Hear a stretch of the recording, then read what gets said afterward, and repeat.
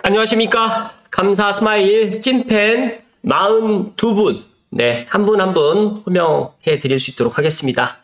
드림추루님, HN이님, 정권영님, 다본사이님, 박철웅 싱싱농장님, 김과장님, 노미림님, 이은주님, 정호님, 호빵찐빵님, 윤성보님, 호박이님, 제이한님, 엉케이영한님, 플라이유님, 미구님, 이주희님, 윤승현님, 김윤경님, 경숙빵님, 강재영님, 맘편한님, 김혜란님, 자야님, 뿌띠띠아블님, 이은경님, 레몬트리님, 남자심포리 군단장님, 김선생님, 이경환님, 김영란님, 박연옥님, 나는 아빠다님, 서리님, 김순옥님, 지한님, 비상님, 남이영철님, 김도경님, 초록이님, 곽상중님, 인기백님까지 42분 다시 한번 감사 스마일 찐팬이 되어주셔서 감사드립니다. 오늘 본론으로 들어가기 전에 그 강남아빠 상냄이란 분이 있어요. 이분의 블로그 글에서 괜찮은 이야기가 있어서 두 가지만 말씀드릴 수 있도록 하겠습니다. 책 부자의 습관, 빈자의 습관 중에서 내가 가장 공감하는 한마디, 빈자는 건강관리에 별도의 비용을 지출한다. 부자는 일상생활에서 건강한 습관을 유지한다. 그리고 나는 앞으로 몇 번의 보름달을 볼 수 있을까 중에서 코로나로 인해서 지원금으로 이전보다 수입이 좋아진 사람이 있었는데 그럼에도 오프라인 공연날이 되자 드디어 일할 수 있어 기쁘다고 눈물을 흘렸다고 합니다. 인간은 일하지 않고 돈만 받는다고 만족할 수 있는 생물이 아니다. 그래서 감사 스마일도 이 이야기에 정말 200% 이상 공감을 하고요. 감사 스마일도 건강관리를 정말 하려고 노력을 하는데 별도로 시간을 내서 건강관리를 하지는 않고 있고요. 아침 저녁으로 많이 이제 걷고 웃고 또 이야기를 많이 하려고 하고 있고요. 그리고 이제 식사 후에 스타필드를 걷는 게 정말 제 건강관리의 비결이다. 또 누구의 이야기에 따르면 이제 근력 단련을 좀 해야 된다고 하는데 시간 내서 꼭 건강관리를 같이 병행할 수 있도록 하겠습니다. 감스님들만이라도 제발 꼭 건강관리를 갖다가 미리미리 하실 것을 이야기 드리고 본론으로 들어갈 수 있도록 하겠습니다. 오늘 드리고 싶은 이야기는 수생투님의 블로그 글인데요. 밀려나는 삶에 대해서 30대 무주택자 친구들 꼭 읽어봐라. 근데 제 멤버십 회원분들 중에 30대도 있고 40대도 있고 50대도 있고 60대도 있는 걸로 제가 알고 있는데 이 30대 무주택자 친구들이 꼭 읽어봐야 될 부분이 아니라 40대, 50대 무주택자이신 분들 또 주변에 있으신 분들은 이 내용을 꼭 이야기를 해주시면 좋을 것 같고요. 이 내용이 최근에 2024년도에 만약에 이 이야기를 했었으면 제가 이 이야기를 안 드렸을 텐데 이게 작년 7월 12일 날 이야기를 했던 이야기입니다. 밀려나는 삶에 관해서 한번 생각해 보시면 좋을 것 같습니다. 30대 무주택자들 아니면 저는 30대가 아닌 지금 현재 무주택자분들에게 이 이야기를 꼭 드리고 싶습니다. 내 친구들에게 해주고 싶은 말을 익명의 힘을 빌어 쓰는 점 양해해 주길 바란다는 이야기를 했고요. 반말로 이야기를 했는데 저는 반말로 이야기하기를 좀 못하겠습니다. 그래서 일단 폭등 논쟁이 많아지는 것 같아서 답답해서 글을 쓴다고 합니다. 나도 소중한 시간 내서 쓰는 글이니까 지나치지 말고 한 번씩 읽어만 봐주면 좋겠다. 부동산의 향후 전망에 대해서 이런 말 저런 말 많지만 이런 사람도 있구나. 네, 제가 먼저 제 이야기를 먼저 드리면 저는 이런 밀려나는 삶을 경험을 하지 못했어요. 사실 저희 부모님 덕분에 저희 아버님께서 해외 리비아에서 근로자 생활을 3년을 했는데 3년 동안 한 번도 집에 오지 않으셨어요. 보통은 1년 단위 휴가가 있어가지고 집에를 오고 갈 수가 있었음에도 불구하고 오고 가고 그러면 경비도 많이 들어가고 또 이제 토끼 같은 자식들하고 또 마누라 때문에 망설일 것 같아서 아예 그 중간 기간에 오지 않으신 것 같아요. 시간이 지나서 제가 어른이 돼 보니까 알겠더라고요. 그래서 정말 저희 아버지께 너무 감사드리고 그래서 그 돈을 벌어왔던 돈 가지고 제가 초등학교 6학년 때 지금 현재 저희 어머님이 거주하시는 집에 저희 어머님 살고 계시고 아버님은 이제 50대 초반에 돌아가시다 보니까 어머님이 벌써 지금 20년이 넘게 이제 홀로 계시는데 제가 문득 그런 생각을 해봅니다. 이 글을 읽어보면서 만약에 저희 부모님이 이 사례처럼 이렇게 밀려났다고 하면 제가 어떻게 또 인생을 살았을까라는 생각이 드는데요. 일단 한번 이야기 드려볼 수 있도록 하겠습니다. 정확하게 말하자면 내 부모님이 밀려난 삶의 대표주자다. 무슨 말이냐고? 우리 아빠 엄마가 S대 법대 캠퍼스 커플이시다. 말 그대로 S대 남부를 것 없는 학력에 사법고시는 안 하시고 그냥 S모대 기업 법무팀으로 바로 입사하셨고 엄마도 H기업 다니시다가 애 둘 낳고 그만두셨고 그렇게 쭉 우리는 반포동에 살았습니다. 첫 시작에 남달랐고요. 그럴 수밖에 없었던 것이 할아버지가 토지보상 받은 돈이 몇 억 있으셔가지고 형제들 1억씩 나눠주셨거든. 옛날에 1억은 지금의 10억 정도로 표현하면 맞을 것 같아. 정확하게 98년도에 서초, 반포, 미도 아파트 34평이 매가가 1억 8천 선이었으니까. 근데 우리는 전세를 살았어요. 우리 아빠는 IMF가 너무 충격적이었는지 아니면 아빠만의 경제관념이 특수했던 건지 그때 우리 할아버지가 집 사라고 준 돈을 그렇게 은행 예금에 꽁꽁 묶어두셨습니다. 우리 엄마는 맨날 날 들쳐업고 집 보러 다니셨대. 그래도 내 집 하나만큼은 장만하고 싶어서 많은 의견 충돌이 있었고 지금 생각해봐도 엄마 아빠가 집 얘기로 매일 싸운 것밖에 기억이 안 납니다. 지금 생각해보면 웃기다. 그 큰 돈 가지고 왜 싸우셨을까? 뭘 그리 고민하셨을까? 어찌됐든 아빠는 집을 안 사셨고 그렇게 우린 2년마다 이사를 다녔어. 그렇게 무주택으로 사시다 보니까 역사적인 노무현 대통령 시대에 폭동을 경험하네. 그때 처음으로 밀려남을 경험했지. 반포에서 더 이상 갈 곳이 없다고 하시더라. 그래서 아빠는 일산 신도시에 좋은 신축 아파트에 전세를 들어가지고 가자고 하시더라고. 엄마의 집 사자는 의견이 이때 또 한 번 묵살당했고 우리 가족은 신도시 신축 아파트에서 전세를 살았어. 근데 2년이 지나고 나니까 또 이사를 가야 한대. 그때 또 한 번 밀려났지. 이번엔 주엽 문화공원이 바로 보이던 아파트에서 저 멀리 주공 아파트로. 난 그때 주공이 뭔지도 몰랐는데 친구들이 주공 하면 놀렸던 건 기억이 나네. 서울에서 온 친구가 주공 아파트로 이사 간다는 사실이 걔들한테 충격적이었나 봐요. 아참, 갑자기 일산에 오게 된 이유는 아버지의 갑작스러운 이직 때문이었어요. 중견기업으로 더 많은 페이를 받기 위해서 옮기셨대. 우리 아빠 인생에서 크리티컬한 선택의 순간이었는데 그런 아빠의 선택은 그로부터 몇 년 뒤 후폭풍을 가져다 줬고 그건 차차 뒤에서 설명할게. 여하튼 그렇게 밀려나던 인생에도 한 번의 기회가 찾아온 걸까? MB 정권을 바뀌더니 갑자기 집값도 서서히 하락하고 난공불락 같던 아파트 가격들이 만만해 보이기 시작했나봐. 그때 우리 엄마가 또 한 번 사자고 하셨어. 부동산에서 언뜻 들었는데 갭 투자로 몇 천만 있으면 여기 주공 아파트 한 채는 살 수 있다고. 그렇게 여러 채 사두면 언젠간 또 오르지 않겠냐고. 우리 아빠의 대답은 역시나 노. 아파트에 투자하는 것은 리스크가 너무 크다고 생각하셨던 걸까? 아니면 전세라는 좋은 제도로 더 좋은 아파트의 인프라를 누릴 수 있는데 무엇하러 굳이 한 집에 정박해야 하나라는 심산이셨을 거야. 아직도 이해할 수는 없지만 아버지는 그렇게 또 본인의 길을 걸으셨지.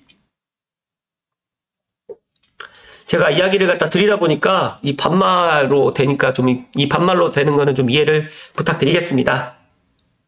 그런데 전세살이도 크게 문제는 없었어. 부동산 열기는 식었고 우리는 좋은 신축으로 다시 전세 들어가서 살았으니까. 그리고 마침 그때 아버지가 다니던 회사가 비상경영 체제에 들어가네. S모 기업을 버리고 선택한 기업이었는데 그 기업이 극심한 산업변화 체제에 적응하지 못하고 결국 서서히 망하게 돼버렸어. 한국에서 IMF 때 말고 기업이 망한 적 있냐고? 응, 있어. MP3 들고 다니는 사람 지금 있니? 없지. 더 이상의 설명은 생략할게. 그렇게 우리 아빠의 선택은 매번 악수의 연속이 되어버렸네. 나름 열심히 사셨는데 더 나은 삶을 위해서 시도한 선택들이 되려 좋지 못한 결과로 돌아와 버렸지. 그렇게 우리 집의 현금 유동성이 끊겨버렸어. 매달 꾸준히 들어오던 고액 아니면 고액이라던 월급이 더 이상 들어올 길이 없어지니까 대딩, 고딩 키우는 부모가 할 수 있는 선택이 뭐가 있었을까? 엄청난 고스펙, 고학력자여도 나이 들고 기술 없으면 다 똑같더라. 그래도 다행이셨다면 다행이랄 것이 아빠 엄마가 억척같이 동네 과일을 뛰셨어. 그렇게 여차여차 자녀 독립시키고 사셨네. 어찌 사셨을까 우리 부모님. 다시 한번 또 목이 막히네. 근데 인생 뭐 같은 것이 좀 더 젊었을 때 집 한 채 마련을 못한 게 이렇게 발목을 붙잡을 줄이야. 지금 살고 있는 부모님 집 전셋값이 1년 만에 2배가 올랐어. 그렇게 아끼고 모으고 예금에 꽁꽁 묶어둔 돈들 다 합쳐도 고작 4억짜리 전세금 내고 나면 빈털터리가 되네. 이렇게 또 한 번 우리가 살고 있는 집에서 쫓겨나고 밀려나서 어디로 가야 할지 난감히 부딪혔는데 이젠 늙고 힘없는 부모님에게 더 이상의 선택지가 없더라. 수익을 창출해낼 소득 원천이 없으신 늙은 부모님이 30년 넘게 애써 모은 전 재산을 전세 보증금으로 낸들 내후년엔 더 오르지 않으리란 보장이 있을까? 이제 부모님은 국민임대 아파트를 들어가셔야 할지도 몰라. 그나마 다행인 건 아빠의 청약통장 무주택 30년, 자녀 2명, 생애 최초 그래봤자 69점에 더 이상 점수 올릴 방법도 없고 더 큰 문제는 4억으로는 중도금 대출이 어려우면 택도 없다는 거야. 분상제까지 없어지면 끔찍하네. 그와 반대로 난 정말 천운으로 사회 초년생일 때 바로 결혼했고 아빠의 무주택 인생이 너무 싫어서 배우자가 모은 돈, 네 대출, 내 대출, 캐피탈까지 싹싹 긁어모으고 보금자리론 2% 후반으로 영혼을 끌어모아 아파트를 샀고 그 아파트가 지금은 3억에서 6억이 됐어. 그래봤자 불라에서 불가촉 천민인 겨우 면한 신세지만 난 더 이상 밀려날 위험도 불안도 집주인 전화 올까 전전긍긍한 인생이 아니란 것에 너무너무 만족감을 느끼고 있어. 내가 이렇게 내 가족 얘기를 하는 이유는 정말 젊고 창창할 때 생애주기소득 그래프에서 우상향이 기대되는 이 시점에서 부디 제발 아파트 한 채 사라고 말하고 싶어서야. 돈이 없는데 10억짜리 어떻게 사라고 묻지 마. 돈 없으면 없는 대로 네 수준에 맞춰서 대출이 가능한 범위 내에서 제발 사.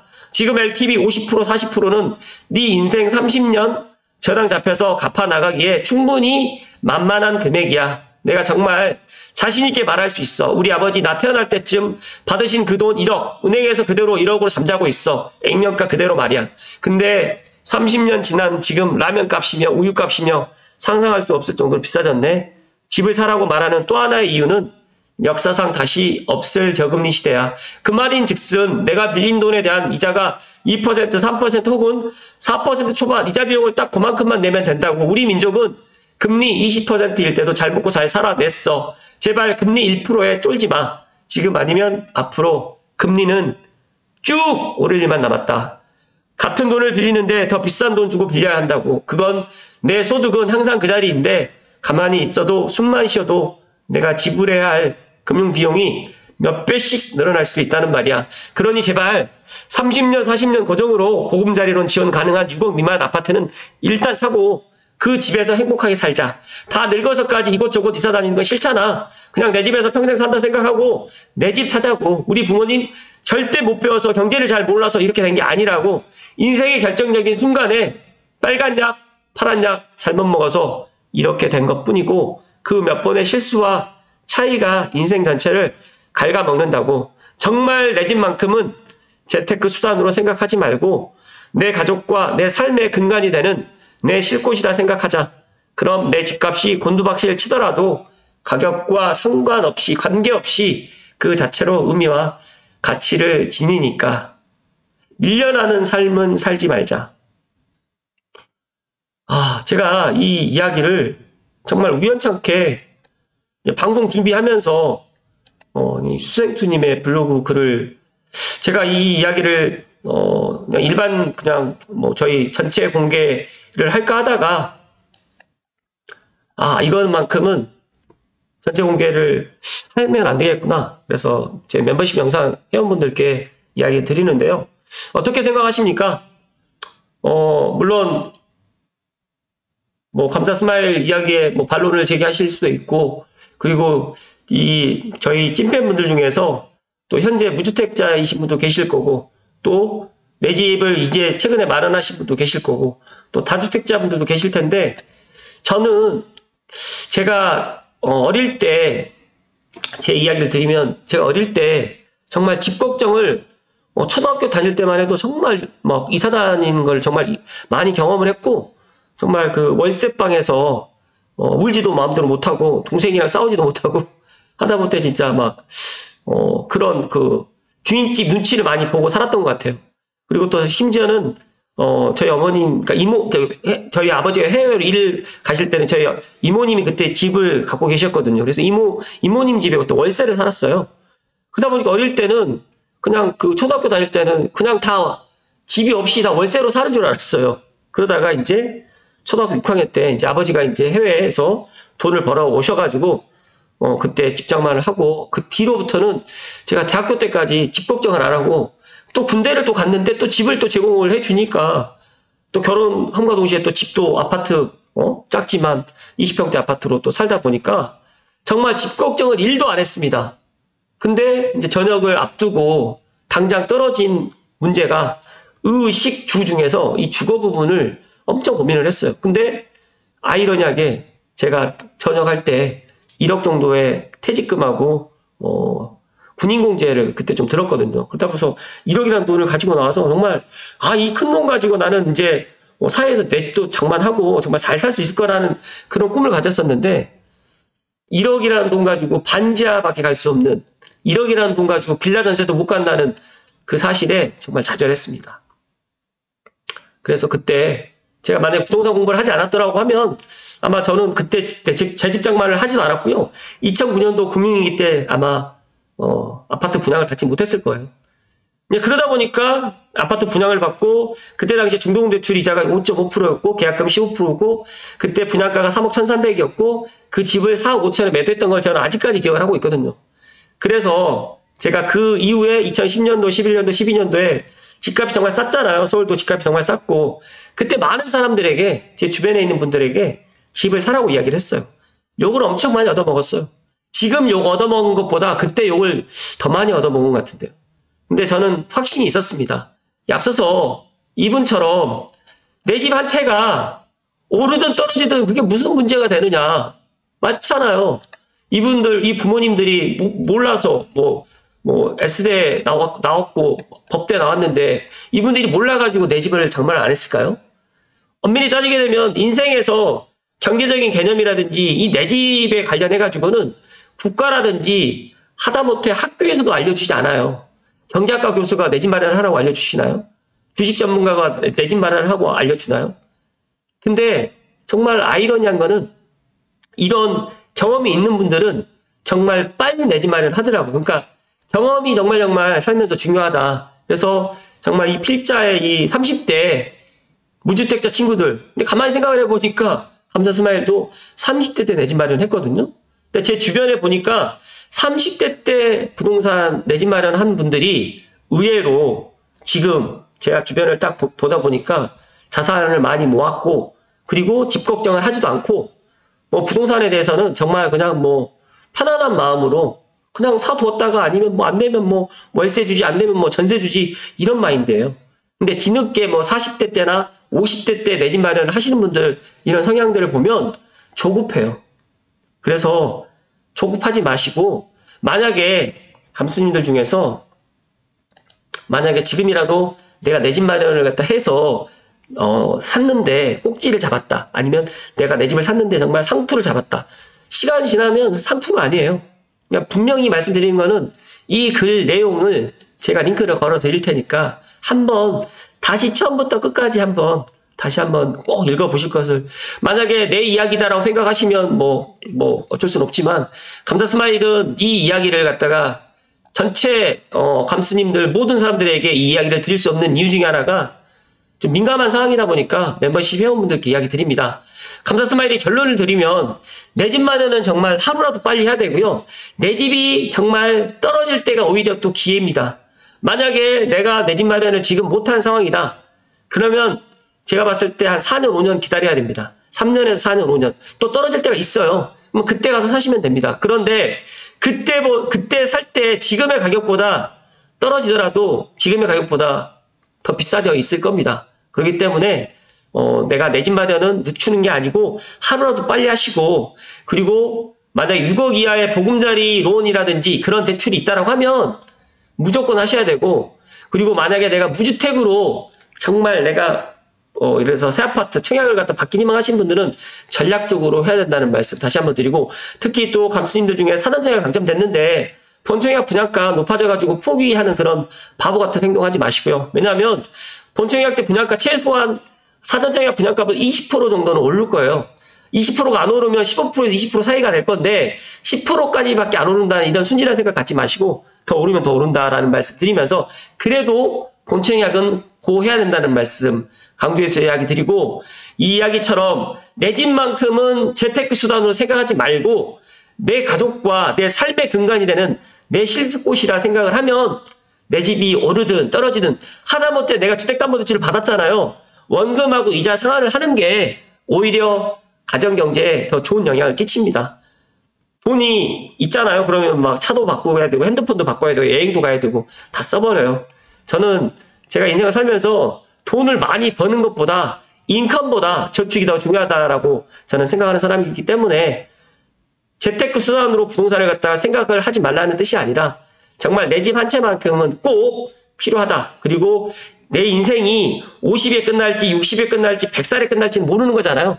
그런데 하루라도 여기서처럼 30대에 내 집 마련하는 게 가장 베스트지만 만약에 내가 30대가 아닌 40대 초반이다 40대 중반이다 하더라도 내 집 한 채는 필수고 만약에 내 집 한 채를 마련했는데 내가 인컴 소득이 좀 높고 그리고 노후 대비를 한다라고 생각하시는 분들은 2주택, 3주택까지도 포지션을 갖다가 넓혀 가실 것을 이야기 드리면서 저는 특히 지방 부동산은 쳐다보지 마시고 서울 수도권 부동산만 정말 서울 수도권, 서울과 맞붙어 있는 곳, 그 다음에 GTX A, B, C 노선이 이제 A는 이제 곧 개통을 할 거고, 그 다음에 삼성전자 개통되면 정말 A 구간은 정말 이제 지금 아니면 못 살 금액으로 올라갈 겁니다. 올 연말까지 정말 주변 분들한테 GTX A 구간 미리 선점하시라는 말씀 드리고, 앞으로 뭐 B, C 구간도 이제 될 건데 거기는 아무리 빨라야 2030년이다. 그래서 앞으로 6년 이상 남았기 때문에 그거는 차후에 제가 또 이야기를 드릴 겁니다. 그렇기 때문에 조급한 생각 갖지 마시고 감스님들만이라도 부동산이 오늘 사고 내일 팔 수 있는 게 아니기 때문에 항상 꾸준한 인사이트를 가져가실 것을 이야기 드리면서 뭐 감사스마일 오늘 아침에도 제가 이야기 드렸지만 제가 오늘 오후 2시에 스마트 유튜브 3대 경제 전문가 세미나도 지금 참석할 계획이고요. 또 내일 지역 분석 및 부동산 트렌드 분석도 제가 내일 참석을 해서 관련해가지고 멤버십 영상으로 해가지고 세미나 후기도 제가 올려드릴 수 있도록 하겠습니다. 저는 정말 이 멤버십 회원분들 깰만큼은 정말 많은 사람들에게 또 하기가 좀 민감한 부분까지도 정말 이야기 드리고요. 그리고 어제 제가 세미나 갔던 후기를 간단하게 말씀드리면 CJ 라이브 시티가 조금 시간이 많이 걸릴 것 같다라는 이야기 좀 말씀드리면서, 그리고 고향 영상밸리라든지 고향 영상 문화단지 같은 경우에도 5년 안에 착공이 되면 너무너무 좋겠지만 감사스마일 제 개인적인 생각은 좀 힘들어 보입니다. 그리고 이제 고양시 미디어 콘텐츠 산업이 정말 많이 있던데 아직까지 고양시가 이런 것들이 좀 부재합니다. 전략도 부재하고 일단 고양시에서 관심이 많이 없어요. 그래서 이런 부분들 세미나에 가서 저 또한 여러 가지 또 질의를 했었는데 옆에 이제 이승민 대표님도 같이 제 질문 사항을 들으면서 참 대단하다는 이야기까지 했지만 감사스마일이 3년, 그러니까 5년 동안 이 고양시 관련해가지고 계속해서 빠뜨리지 않고 이야기를 드렸지만 어떻게 보면 메아리 치는 것밖에 안 들리고 기성세대의 입장과 지금의 2030 세대 입장, 저 역시도 이제 기성세대로 좀 들어가지만 저는 해외여행을 1년에 2번에서 3번을 다니다 보니까 해외에서 우리나라 대한민국 그리고 우리나라 사람들이 서울을 갖다가 어떻게 생각하는지 모르겠지만 저는 서울하고 수도권은 인구가 더 줄어들지 않는다는 확신을 갖고 있는 이유 중에 하나가 이 K컬처 때문에 그렇습니다. 앞으로 이 K컬처, 지금 우리나라 김밥이라든지 우리나라 라면이 외국에서 엄청난 인기고 우리나라 지금 요리 프로그램이라든지 또 K-팝이라든지 그 다음에 또 오징어 게임 또 2가 또 나올 거지만 넷플릭스에 많은 수익원을 가져다 주는 게 우리나라 대한민국 영상 미디어 컨텐츠입니다. 이것을 우리나라화로 해가지고 미디어 컨텐츠 산업을 해서 1조 펀딩을 하면서 조금 더 부가가치 산업을 낼 수 있도록 해야 되는데 안타깝게 그렇게 안 된다고 합니다. 그래서 저 역시도 왜 무엇 때문에 그게 안 되는 것까지는 모르겠지만 제가 고양시 유튜버로서 정말 구독자 저는 많다고 생각을 하지만 일평균 1000에서 2000회 정도밖에 많은 사람들이 보지 않다 보니까 제 이야기가 공연불이 될 수밖에 없다. 하지만 저는 지치지 않고 꾸준하게 고양시 관련해서 서북부 관련해서 이야기 앞으로 계속해서 이야기 드릴 거고요. 일단 이 영상 미디어 콘텐츠 산업으로 우리 고양시가 가야 되다. 그리고 드론 UAM 산업으로도 같이 병행해서 가야 되고 그러다 보면서 이제 용산과 그 다음에 서울 북부 역세권 개발 사업이 가셔야 되면 그때 가면 이제 고양시가 조금 더 많은 사람들의 관심을 받게 되지 않을까. 그래서 저는 지치지 않고 앞으로도 꾸준하게 이야기 드릴 테니까 감스님들만이라도 앞으로 저 믿고 계속해서 부동산 인사이트를 꾸준하게 가져가실 것을 이야기 드리면서 오늘 멤버십 영상 마칠 수 있도록 하겠습니다. 감사스마일은 그렇게 생각합니다. 우리가 밀려남는, 우리가 잘 사는 삶은 삶은 거를 갖다 당연하게 생각을 하겠지만 정말 밀려나는 삶은 살지 않도록 감스님들 저랑 같이 노력하셨으면 좋겠습니다. 오늘도 행복한 일요일 되시고요.